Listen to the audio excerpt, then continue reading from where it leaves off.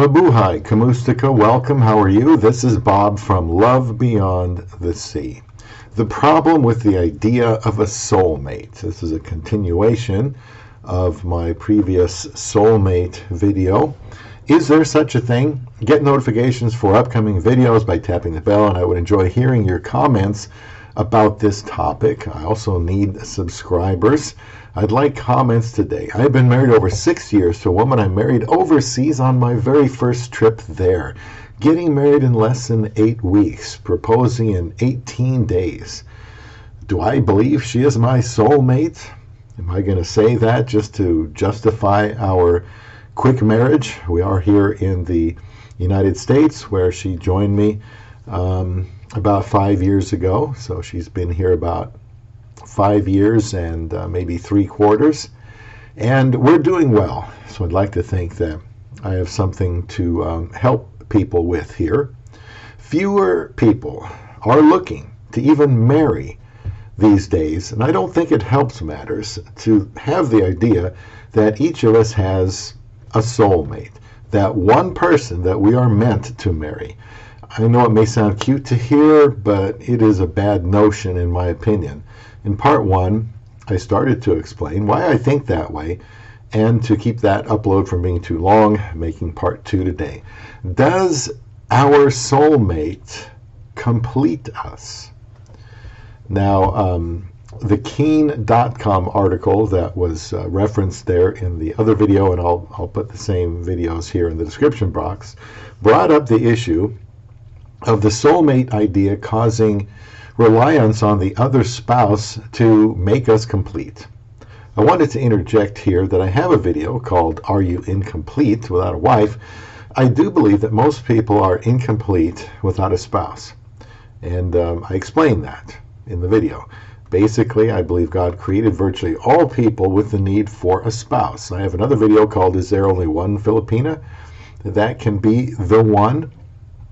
Mark 10:7-9 in the Bible declares, a man will leave his father and mother and be joined or united to his wife, and the two will become one flesh. So they are no longer two, but one. Therefore, what God has joined together, let not man put asunder or separate.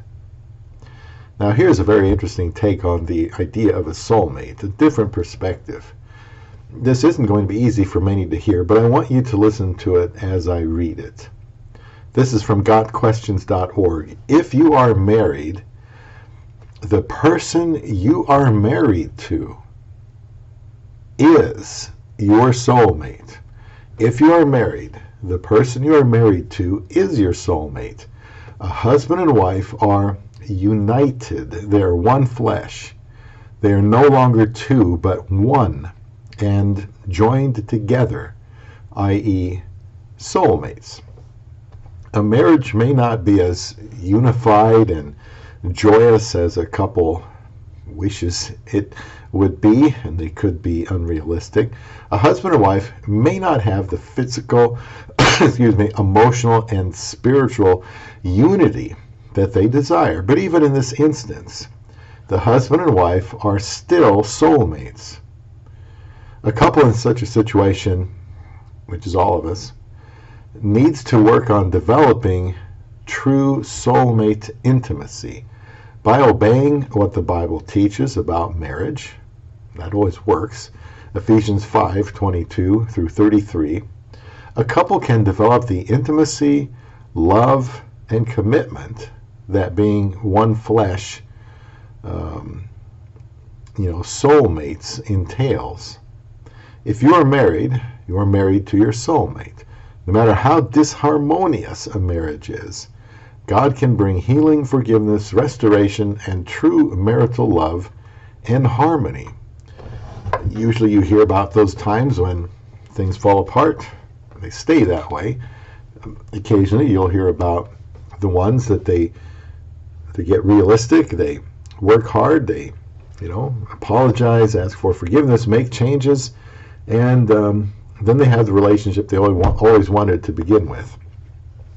When you hear me say, and when my wife hears me say, that together is my favorite place to be, that I don't know what I'd do without her, that not having her in my life would result in a massive hole in my heart. That is not saying that I consider her my soulmate. Here's what it does say. It says that I have made her a priority by marrying her, and I'm going to do everything I possibly can for her good. When you hear me say something like that, that is not saying that it's going to be easy and that there aren't going to be some tough times ahead. I mean, anyone that's been married over 6 years like we have, is going to have to, overcome some difficulties, and as they continue to learn about each other, and that's all they can do. Neither one of us knows what the future holds for us. One thing I do know is that I am to be committed to my baby. Both of us have shown our true colors, and we are still committed to ironing out problems as they arise. And what if you're wrong about your soulmate? While the gotquestions.org article is very dogmatic, excuse me, I apologize for this cough, but there's most of the months of the year, there's just nothing I can do about it. This next source says soulmates may very well exist. Just a different food for thought here from marriage.com. They say, when times are good, it is easy to believe that the person you are with could be your soulmate. But when things get harder, this same confidence can just as easily be shaken. What if you were wrong? What if this person was really never truly your soulmate? Surely your true soulmate would never disappoint you, never misunderstand you, never hurt you. Maybe your real soulmate is still out there somewhere waiting for you. While the concept of a soulmate can never be definitively proved, neither can it be disproved. So, what harms can come from believing in soulmates, or at least hope for one? The problem can be that our concept of soulmates can cause us to have unrealistic expectations for love and prompt us to leave relationships that actually have a great future. Say you found someone special, a possible soulmate candidate.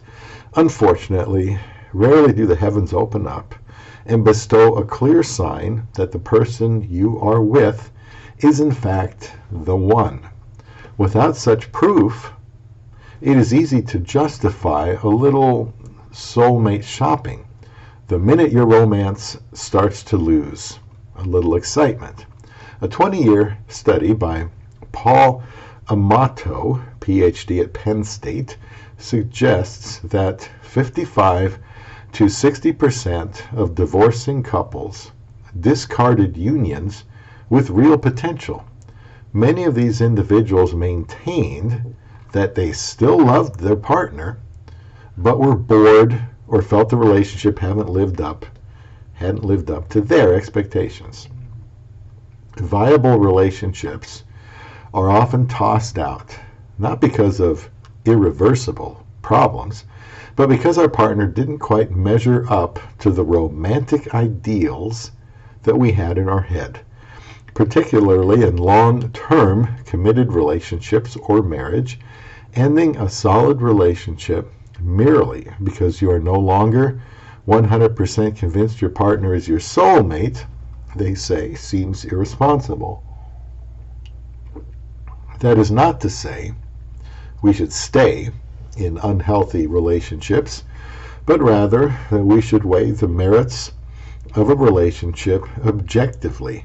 Since defining exactly what qualifies a person to be your soulmate is so elusive, try assessing your relationship instead on fundamentals like love, respect, and compatibility.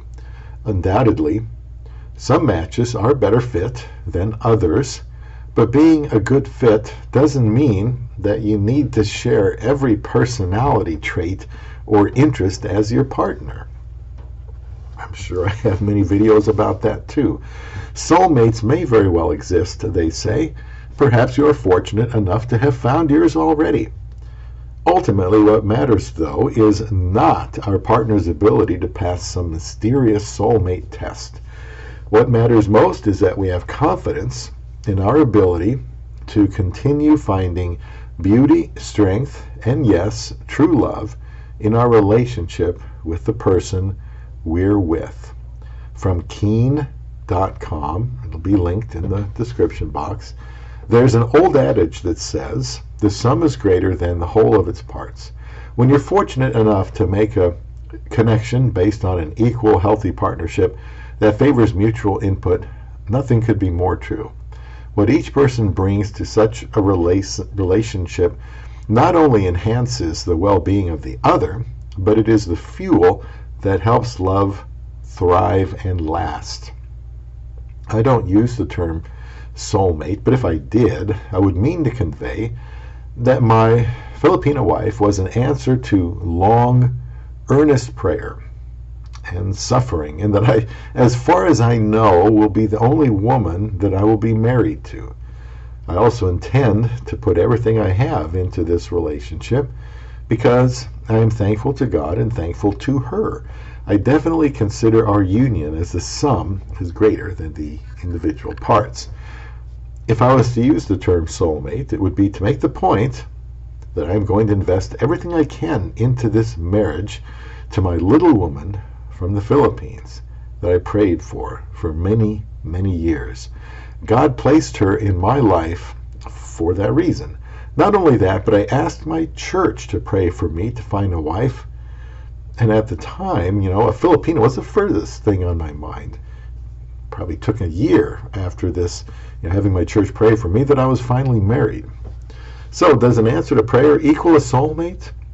There could have been women all the time I was alone. Yet, Isa was the one who I easily married in less than 8 weeks. Now, I've been married over 6 years. But how did this happen? It seemed so seamless and simple after such drudgery for so long. I also agree that since we are now in a strong bond marital union that God expects to keep intact, that it seems close, close to a soulmate. I can't see being married to anyone else, and if she were to die before I did, I don't think, if she died before I did, I kind of don't see myself getting married. And I know if she died, if I died first, I can tell you she wouldn't get married, and I can't believe I would too. But that doesn't mean that that we are soulmates. So to round this out, here are a few thoughts from gotquestions.org from their biblical perspective, and I try to have a biblical worldview on this channel. They say, is it possible to marry the wrong person? If we give ourselves to God and seek His guidance, He promises to direct us. Trust in the Lord with all your heart, and lean not on your own understanding. In all your ways acknowledge Him, and He will make your paths straight. That comes from Proverbs 3, verses 5 and 6. The implications of Proverbs 3, 5 through 6 is that if you are not trusting the Lord with all your heart and are leaning on your own understanding, you can go the wrong direction. Yes, it is possible, in a time of disobedience and a lack of close fellowship with God, to marry someone whom He did not desire you to marry. Even in such an instance, though, God is sovereign and in control, and that is your wife. Even if a marriage was not God's desire, it is still within His sovereign will and plan. God hates divorce. That's what Malachi 2:16 says. And marrying the wrong person is never presented in the Bible as grounds for divorce. The claim, I married the wrong person and will never be happy unless I find my true soulmate, is unbiblical in two respects. First, it is a claim that your wrong decision has overridden God's will and destroyed His plan. Second, it is a claim that God is not capable of making a struggling marriage happy, or better, unified and successful. Nothing we do can disrupt God's sovereign will. God can take any two people, no matter how mismatched, and mold them into two people who are perfect for each other. If we maintain close fellowship with God, He will lead us and guide us. If a person is walking with the Lord and truly seeking His will, God will lead that person to the spouse He intends. God will lead us to our soulmate if we submit to Him and follow Him. However, being soulmates is both a position and a practice. Husband and wife are soulmates in that they are one flesh, spiritually, physically, and emotionally united to each other. In practice, though, there is a process of taking what a couple is, soulmates, they say, and making that a day-to-day reality. True soulmate oneness is only possible by implementing the biblical pattern of marriage. And that's the end of that segment. Well, call it what you will, but I am very satisfied and happy with my love beyond the sea.